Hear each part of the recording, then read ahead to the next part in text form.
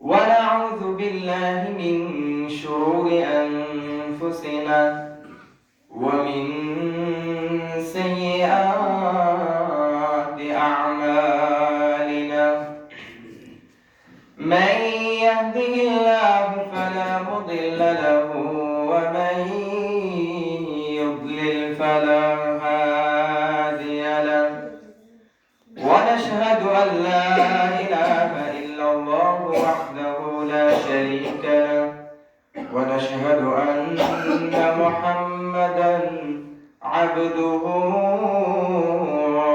ورسوله أرسله بالحق بشيرا ونذيرا وداعيا إلى الله بإذنه وسراجا وقمرا منيرا فقد قال الله تعالى في كلامه المجيد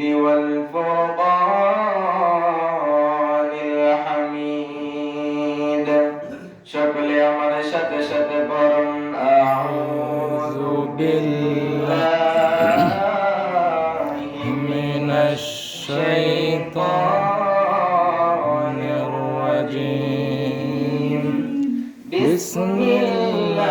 বিসমিল্লাহির রাহমানির রাহিম ফাযকুরুনি আযকুরুকুম ওয়াশকুরুনি ওয়ালা তাকফুরুন সাদাকাল্লাহুল আযীম وصدق رسوله النبي الحبيب الكريم قال النبي صلى الله عليه وسلم أحب البلاد إلى الله مساجدها وأبغض البلاد إلى الله أسواقها في شان حبيبه ومحبوبه ومعشوقه مخبرا وآمرا إن الله وملائكته يصلون على النبي يا أيها الذين آمنوا صلوا عليه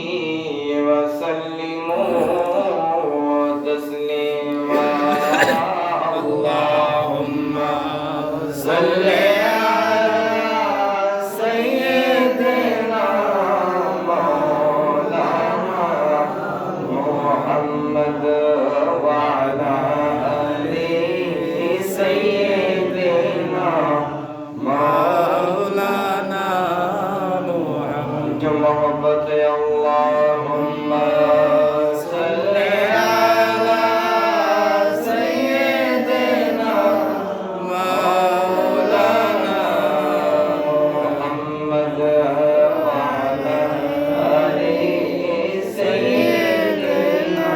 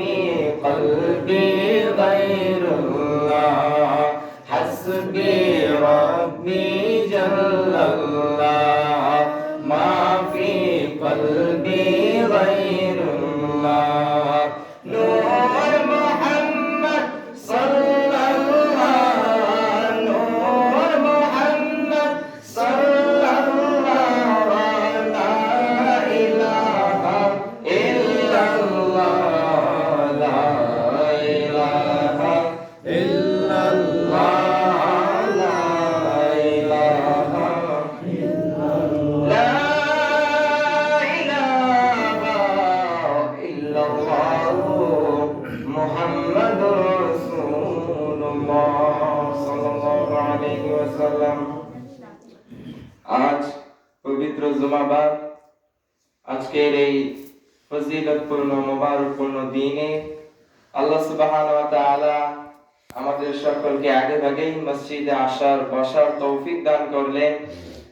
যে মহান রব্বুল আলামিন আমাদেরকে সুস্থ রেখে বাছাই করে মসজিদে আসার তৌফিক দান করলেন, আল্লাহ তাআলা চাইলে আমাদেরকে অসুস্থ বানায় হাসপাতালে পালায় রাখতে পারতেন, ঠিক কি না? আমাদেরকে মহব্বত করেন, ভালোবাসেন বিধায় আমাদেরকে বাছাইকৃত করে আল্লাহর ঘর মসজিদে আসার বসার তৌফিক দান করলেন। ওই মহান রব্বুল আলামিনের দরবারে সকলে একবার উচ্চ আওয়াজে শুকরিয়া আদায় করি, সকলে বলে আলহামদুলিল্লাহ। লক্ষ কোটি দরুদ ও সালাম ওই নবীর উপর যেই নবীকে সৃষ্টি না করলে আল্লাহ তাআলা কোনো কিছু সৃষ্টি করতেন না, ঠিক না? ওই নবী উসিলায় ওই নবীর প্রেমে পড়ে আল্লাহ তাআলা জান্নাত বানাইলেন, জাহান্নাম বানাইলেন, দুনিয়াকে সাজাইলেন, আমাকে আপনাকে বানায়া দুনিয়ায় পাঠাইলেন।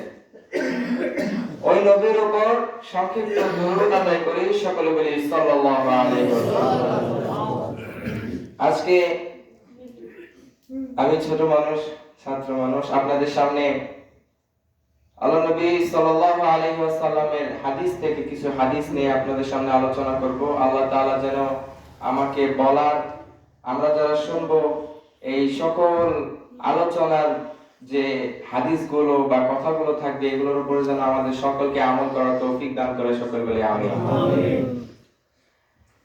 আমি একটি আয়াত তেলাওয়াত করেছিলাম, ফাযকুরুনি আযকুরকুম ওয়াশকুরু লি ওয়া লা তাকফুরুন। আল্লাহ তাআলা বলেন, তোমরা আমার নিয়ামতকে স্বীকার করো, অস্বীকার করিও না। তোমরা আমাকে স্মরণ করো, তোমরা যদি আমাকে স্মরণ করো আমি আল্লাহ তোমাদেরকে স্মরণ করব। বলেন না সুবহানাল্লাহ। আল্লাহ তাআলা বলেন, আমার কোন বান্দা যদি আমাকে মনে মনে স্মরণ করে আমি আল্লাহ তাকে মনে মনে স্মরণ করব। আর যদি আমার বান্দা একটা মজলিসের মধ্যে সবার সামনে যদি আমাকে স্মরণ করে আমি আল্লাহ ওই মজলিসের থেকে আরো উত্তম মজলিসে আমার ফেরেশতাদেরকে সাক্ষী রেখে আমার ফেরেশতার সামনে ওই বান্দাকে আমি স্মরণ করব। বলেন না সুবহানাল্লাহ। আল্লাহ তাআলা পরে বলেন, তোমরা আমার নিয়ামতকে স্বীকার করো, অস্বীকার করিও না। আল্লাহ তাআলা আমাদেরকে কত নিয়ামত দিয়েছেন, কথা বলার জন্য জবান দিয়েছেন, এই সুন্দর পৃথিবীটাকে দেখার জন্য দুইটি চোখ দিয়েছেন, কিছু ধরার জন্য দুইটি হাত দিয়েছেন, চলাফেরার জন্য দুইটি পা দিয়েছেন, ঠিক কি না? এখন যদি আপনার আমার একটি চোখ নষ্ট হয়ে গেল, এখন ওই চোখ কি আপনি আর ঠিক করাইতে পারবেন? ওই চোখ দ্বারা আপনি যতটুকু সুন্দর করে পৃথিবীকে দেখেছিলেন ওই চোখ নষ্ট হওয়ার পরে কি দেখতে পারবেন? আল্লাহ তাআলার কত বড় নিয়ামত। আল্লাহ তাআলা বলে যে আমাকে স্মরণ করো, বেশি বেশি স্মরণ করো। আমরা কিসের মাধ্যমে আল্লাহকে স্মরণ করব? আমরা আল্লাহ তাআলাকে নামাজ, রোজা, হজ, যাকাত, দান সদকার মাধ্যমে আল্লাহকে স্মরণ করব। দান করা হলো আল্লাহকে স্মরণ করা হবে, হজ, যাকাত এগুলো আদায় করলে আল্লাহকে স্মরণ করা হবে। আল্লাহ তাআলা বলে যে বান্দা আমাকে নামাজের মধ্যে স্মরণ করে। নামাজ হচ্ছে মুমিনদের জন্য মেরাজ। নামাজ কি? মুমিনদের জন্য মেরাজ। নবীজি যখন মেরাজে গিয়েছিলেন তখন আল্লাহকে বলেছিলেন, আল্লাহ আমি তো মেরাজে এসেছি, আপনাকে দেখেছি, আমার বান্দাদের কি হবে? তখন আল্লাহ তাআলা বলেছিলেন, আল্লাহ তাআলা নবীকে 50 ওয়াক্ত নামাজ দিয়েছিলেন। কয় ওয়াক্ত? 50 ওয়াক্ত নামাজ দিয়েছিলেন। আল্লাহ নবীকে যখন 50 ওয়াক্ত নামাজ দেওয়া হলো, ওই 50 ওয়াক্ত নামাজ পেয়ে যখন ফিরে আসতেছিলেন, আসার পথে 5 ওয়াক্ত নবীদের সাথে দেখা হয়েছিল। দেখা হওয়ার পরে বলল, তোমার উম্মতরা তো 50 ওয়াক্ত নামাজ পড়তে পারবে না। এরকম ভাবে 5 ওয়াক্ত করে কমাইতে কমাইতে 50 ওয়াক্ত থেকে 45 ওয়াক্ত কমায় ফেললো। ফেলার পরে 5 ওয়াক্ত নামাজ আমাদের জন্য এনেছে। আল্লাহ তাআলা বলেন, এই আমার বন্ধু, আপনার উম্মতেরা যদি এই 5 ওয়াক্ত নামাজ ঠিকমতো আদায় করে, এই নামাজ হচ্ছে আপনার উম্মতদের জন্য হচ্ছে আমার মেরাজ। বলেন না সুবহানাল্লাহ। আমরা কি নামাজ পড়ব?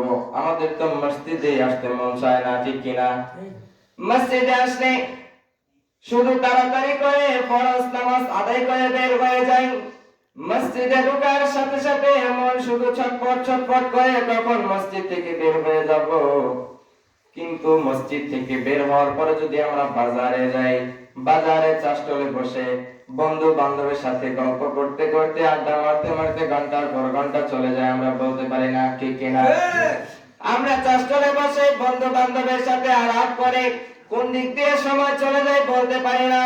অথচ হাদিস শরীফে এসেছে, আহাব্বুল বিলাদি ইলাল্লাহি মাসাজিদুহা ওয়া আবগাদুল বিলাদি ইলাল্লাহি আসওয়াকুহা। আল্লাহ তাআলার নিকট সবচেয়ে প্রিয় জায়গা হচ্ছে মসজিদ। সবচেয়ে প্রিয় জায়গা কোনটা? মসজিদ। এবং সবথেকে খারাপ জায়গা, নিকৃষ্ট জায়গা হচ্ছে বাজার। আমরা মসজিদে আসতে চাই না, আল্লাহর ঘরে আসতে চাই না, নামাজ আদায় করে তাড়াহুড়া করে বের হয়ে যাই। চাষটলে বসে বন্ধু বান্ধবের সাথে আড্ডায় বসে বন্ধু বান্ধবকে বলি, এই শুনছনি অমুকে নাকি এটা করছে, তমুকে নাকি ওইটা করছে। মনে করেন আমি একটা কথা শুনেছি, ওই কথাটা কখন চাষটলে গিয়ে বলবো, বাজারে বন্ধু বান্ধবের সাথে আড্ডায় বসে ওই কথাটা কখন অপরকে জানাবো, আমার মন খালি ছটফট করে। নবীজি হাদিস শরীফে বলেন, কাফা বিল মারই কাযিবান আন ইউহাদ্দিসা বিকুল্লি মা সামিআ। তুমি যদি কোনো কথা শোনো, এই কথা যদি অপরকে গিয়ে বলো, এতটুকু কাজের জন্য তুমি মিথ্যাবাদী হয়ে যাবে। মিথ্যাবাদী হওয়ার জন্য এতটুকু কাজই যথেষ্ট। তুমি একটা কথা শুনেছো, তুমি তো আর জানো না যে এই কথাটা কি সত্য নাকি মিথ্যা। এই কথাটা মিথ্যাও হতে পারে, তুমি তো গিয়ে অপরকে বলে দিলা, তাহলে তুমি হইলা মিথ্যাবাদী। নবীজি বলেন, এগুলো করা যাবে না। যারা চগলখড়ি করে, আমরা কি করি, একজন আরেকজনের নামে বকা দিয়েছে বা খারাপ কথা বলেছে, যেটাই বলে কটূক্তিমূলক কথা বলেছে, ওই ব্যক্তি শুনে নাই কিন্তু আমি শুনছি, আমি কি করি, ওনার কাছ থেকে কথাটা শুনে যাকে বলেছে তার কাছে পৌঁছায় দেই। এরকম সমাজ আছে না নাই? আছে না নাই? এরকম সমাজে অনেক আছে, বড় আছে। হাদিস শরীফে এসেছে, লা ইয়াদখুলুল জান্নাতা কাত্তাত। চগলখোর কখনো বেহেশতে প্রবেশ করবে না। চগলখোর কাকে বলা হয়? চগলখোর কারা? চগলখোর হচ্ছে ওই ব্যক্তি, যেমন আমি একজনের কাছ থেকে কথা শুনলাম, এই কথা গিয়ে অপরকে লাগাইলাম, এটাকে বলে চগলখড়ি। আর চগলখোর কখনো বেহেশতে প্রবেশ করবে না, ঠিক কিনা? আমরা গুনাহ করি, গুনার ভিতরে সবথেকে বড় গুনাহ হচ্ছে চোখের জিনাল আইনিন নাজ। জিনাল আইনিন নাজ, চোখের জিনা হচ্ছে সবথেকে বড় জিনা। হাদিস শরীফে নবী বলেন, জিনাল আইনিন নাজ। কারণ আমরা একটা জিনিস যদি চোখ দিয়ে দেখি, এটাকে আগে চোখ দিয়ে দেখার পরে এটা আমাদের ব্রেইনে যায়। ব্রেইনে যাওয়ার পরে এটাকে নিয়ে নানা ধরনের চিন্তাধারা করি, নানা ধরনের গবেষণা করি, করার পরে মনে মনে ভাবি। ধরেন রাস্তা দিয়ে আপনি যাচ্ছেন, যাওয়ার পরে রাস্তার পাশে একটি ফল গাছ দেখতে পাইলেন, গাছের মধ্যে সুন্দর সুন্দর ফল। আপনি প্রথমে এটাকে চোখ দিয়ে দেখলেন ফলগুলো, তারপরে এটা আপনার ব্রেইনে নিলেন, নেওয়ার পরে এটাকে নিয়ে চিন্তাধারা করলেন যে আমি এই ফলটাকে খাবো। আগে দেখছেন কি দিয়ে? চোখ দিয়ে। তারপরে গেছে ব্রেনটে। তারপরে মনে মনে ভাবলেন আমি এই ফলটাকে খাবো।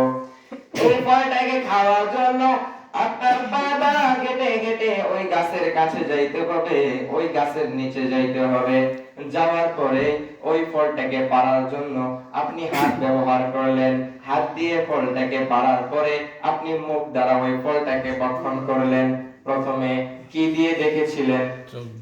প্রথমে আমরা চোখ দিয়ে দেখলাম, তারপরে ব্রেনটে নিলাম। নেওয়ার পরে এটা নিয়ে চিন্তাধারা করলাম।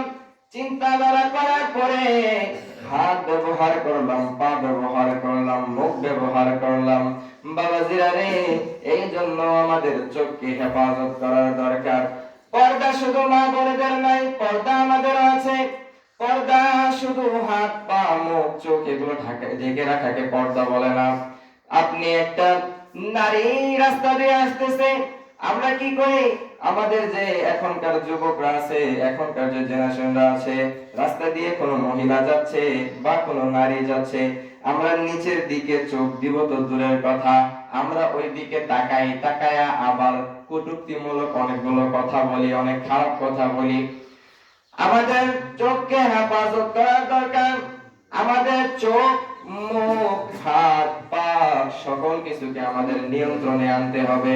যদি আপনি আপনার নিয়ন্ত্রণে চোখ, মুখ, হাত, আপনার যে কোনো অঙ্গ আপনার নিয়ন্ত্রণে আপনি আনতে পারেন, তাহলেই আপনি মুমিন হতে পারবেন। হাদিস শরীফে এসেছে, আল মুসলিমু মান সালিমাল মুসলিমুনা মিন লিসানিহি ওয়া ইয়াদিহি। একজন খাঁটি মুসলমান তখনই হবে, কোন ব্যক্তি খাঁটি মুসলমান তখন হবে যখন তার হাত, পা, মুখ, জিহ্বা দ্বারা অপর মুসলমান নিরাপদ থাকে। বাবাজিরা রে, আপনাদের কাছে প্রশ্ন, আমাদের হাত, পা, মুখ, জবানের ভাষা দ্বারা কি অপর মুসলমান নিরাপদ থাকে? কথা বলেন, অপর মুসলমান নিরাপদ থাকে?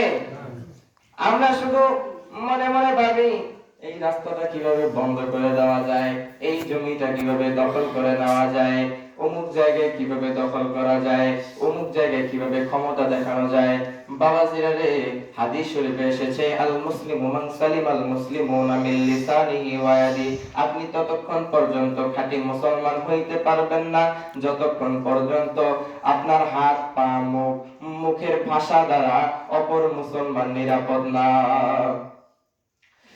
আমাদের এই সময় আমাদের বাচ্চাকে, আমাদের সন্তানদেরকে দ্বীনি ইলম শিক্ষা করানো অনেক দরকার, অনেক জরুরি, ঠিক কিনা? নবীজি হাদিস শরীফে এটাও বলে দিয়েছেন, তালাবুল ইলমি ফারিদাতুন আলা কুল্লি মুসলিম। প্রত্যেকটা মুসলমানের উপর দ্বীনি ইলম শিক্ষা করা, দ্বীনি শিক্ষায় শিক্ষিত হওয়া হচ্ছে ফরজ। এটা কি? ফরজ।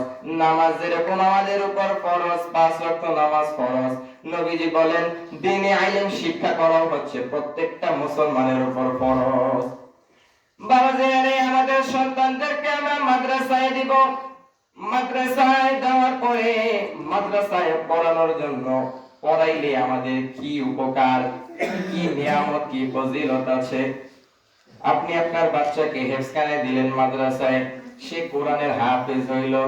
কোরআনের হাফেজ হওয়ার পরে যখন সে কোরআন হিফজ করবে, কোরআনের হাফেজ হবে, ওই সময় আপনার ছেলে যদি বাসা থেকে বের হয়, বাসা থেকে বের হওয়ার সাথে সাথে আল্লাহ ডাক দিয়া বলেন, ও ফেরেশতারা রে, যাও যাও, তাড়াতাড়ি চলে যাও, আমার কোরআনের হাফেজ ঘর থেকে বের হয়েছে শিক্ষার জন্য, শিক্ষা অর্জনের জন্য।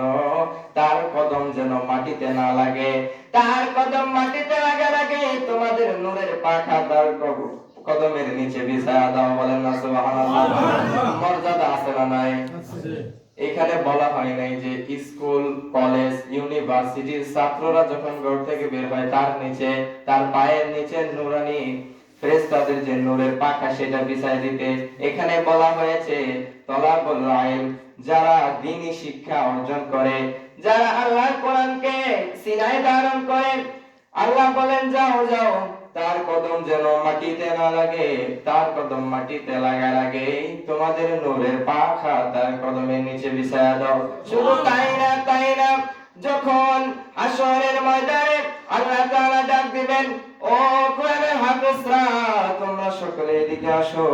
কোরআনের হাফেজ যারা তারা সকলে আল্লাহ তাআলার সামনে চলে আসবে। আসার পরে আল্লাহ তাআলা বলবেন, যাও যাও তোমরা জান্নাতে যাও। কোরআনের হাফেজরা বলবেন, না জান্নাতে যাব না। আল্লাহ বলবেন যে কি হয়েছে, জান্নাতে কেন যাবা না? বলে যে আমার সাথে আমার বাবাকে দিতে হবে। বলেন না সুবহানাল্লাহ। আমার সাথে আমার বাবাকে দিতে হবে। বলবে যাও যাও তোমার বাবাকে নিয়ে যাও। বলবে না না আমি তবুও যাব না। বলে কেন, কি হয়েছে? ওই আমার সাথে আমার মাকে দিতে হবে। বলে যাও যাও দিয়ে দিলাম। বলে না না আমি তবুও যাব না, আমার দাদা দাদি নানা নানি সকলকে আমার সাথে দিতে হবে। একজন কোরআনের হাফেজ হাসরের ময়দানে বাবার বংশে 7 খানদান, মায়ের বংশে 7 খানদানকে জান্নাতে নিয়ে যাইতে পারবে। যারা মনে করেন আল্লাহ তাআলা তাদেরকে জাহান্নামী ঘোষণা করে দিয়েছে, কি করেছে? জাহান্নামী ঘোষণা হয়ে গিয়েছে, তারা জাহান্নামী। কিন্তু একজন হাফেজে কোরআন জাহান্নামী ঘোষণা দেওয়ার পরেও তাদেরকে ফিরায়া জান্নাতে নিতে পারবে। সুবহানাল্লাহ। জান্নাতে যাওয়ার আশা আছে না নাই? শুধু তাই না রে বাবা, হাসরের ময়দানে হাফেজদের মা বাবার নাম ধরে ধরে ডাক দেওয়া হবে, ও হাফেজে কোরআনদের মা বাবা তোমরা এদিকে আসো। তারা আল্লাহ তাআলার সামনে চলে আসবে। আসার পরে আল্লাহ নিজে তার কুদরতি হাত দিয়া বড় একটা নূরের তাজ ওই মা বাবার মাথায় পরায় দেওয়া হবে। সুবহানাল্লাহ। নিয়ামত আছে না নাই? আমাদের সন্তানদেরকে মাদ্রাসা দেওয়া দরকার আছে না নাই? অবশ্যই আছে। নিয়ামত মাদ্রাসায় আল্লাহর দ্বীনি শিক্ষায় শিক্ষিত করা, এটা ফজিলত শেষ নাই। নবীজি হাদিস শরীফে বলেন, খায়রুকুম মান তাআল্লামাল কুরআন ওয়া আল্লামা। তোমাদের মধ্যে সর্বোত্তম ব্যক্তি হচ্ছে ওই ব্যক্তি যে নিজে কোরআনুল কারীম শিক্ষা করে এবং তোমাদের মধ্যে অপরকে ওই কোরআন শিক্ষা দেয়। বলেন না সুবহানাল্লাহ। বাবাজিরা, নামাজ ঠিকমতো আদায় করতে হবে। দ্বীনি ইলম শিক্ষা করানোর পরে সন্তান দায়ী আমাদের সকলকে বুঝাই দিবে যে এইভাবে নামাজ পড়তে হবে। আমরা তো এখন নামাজ পড়ি, নামাজে দাঁড়াইয়া যত ধরনের চিন্তা, নামাজে দাঁড়াইলে মনে হয় ব্যবসার কথা, নামাজে দাঁড়াইলে মনে হয় বাসার কথা, নামাজে দাঁড়াইলে দিন দুনিয়ার কথা মনে হয়ে যায়। আর নামাজে নবীজি হাদিস শরীফে বলেন, আউয়ালু মা ইউহাসাবু বিহিল আবদু ইয়াউমাল কিয়ামাতিস সালাহ। কিয়ামতের দিন সর্বপ্রথম যেই জিনিসটার হিসাব নেওয়া হবে সেই জিনিসটার নাম হচ্ছে নামাজ। নামাজ ঠিকমতো আদায় করার দরকার আছে না নাই? আমরা সকলে চেষ্টা করব 5 ওয়াক্ত নামাজ মসজিদে এসে জামাতের সাথে আদায় করার। নবীজি হাদিস শরীফে বলেন, মান লাম ইয়াসআলিল্লাহ ইয়াগদাব আলাইহি। আল্লাহ তাআলা, আমরা কোন রহমানের বান্দা, দুনিয়াতে যদি কারো বাসায় গিয়ে কোনো জিনিস একবার চাওয়া হয়, 2 বার চাওয়া হয়, 3 বারের পর 4 বারের মাথায় যদি আপনি আবার যান, তাহলে ওই লোক রেগে যাবে, বলবে যে হ্যাঁ আপনি কেন বারবার আসতেছেন? আপনাকে আমি না করতেছি, নিষেধ করার পরে আপনি কেন বারবার আসতেছেন? অথচ হাদিস শরীফে এসেছে, মাল্লাম ইয়াসআলিল্লাহ ইয়াগদাব আলাইহি। বান্দারা যদি আল্লাহর কাছে না চায়, আল্লাহর কাছে দোয়া না করে, আল্লাহ তাআলা ওই বান্দার উপর রাগান্বিত হন। আমরা তো চাইতে জানি না, আমরা আল্লাহর বান্দারে কম নাই, আল্লাহ দিতে সংকট করে না, কিন্তু আমরা চাইতে জানি না।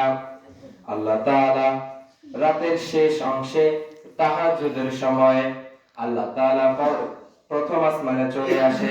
প্রথম আসমানে এসে বান্দাদেরকে ডাকে, ও বান্দারা তোমাদের কার কি লাগবে আমার কাছে চাও, তোমাদের কার কি প্রয়োজন আমার কাছে চাও। চাওয়ার সাথে সাথে আল্লাহ তাআলা দিয়ে দিবেন। কিন্তু আমরা তো ফজরের নামাজই পড়ি না, কই তাহাজ্জুদ, ঠিক কিনা? অনেকেই আছে আমরা ফজরের নামাজ পড়ি না, তাহাজ্জুদের সময় উঠে আল্লাহর কুদরতি কদমে সিজদায় পড়ে কান্নাকাটি করে করে চাইবেন, বলবেন আল্লাহ আমার এই সমস্যা ওই সমস্যা, এর মধ্যে আছি, পেরেশানির মধ্যে আছি, আমার ঋণ থেকে মুক্তি দান করে দাও, পেরেশানি দূর করে দাও। আমি যে যে সমস্যাগুলোতে আছি আমার সমস্যাগুলোকে দূর করে দাও। আল্লাহ তাআলা নিশ্চয়ই আপনার সমস্যাগুলোকে দূর করে দিবে। হাদিসে এসেছে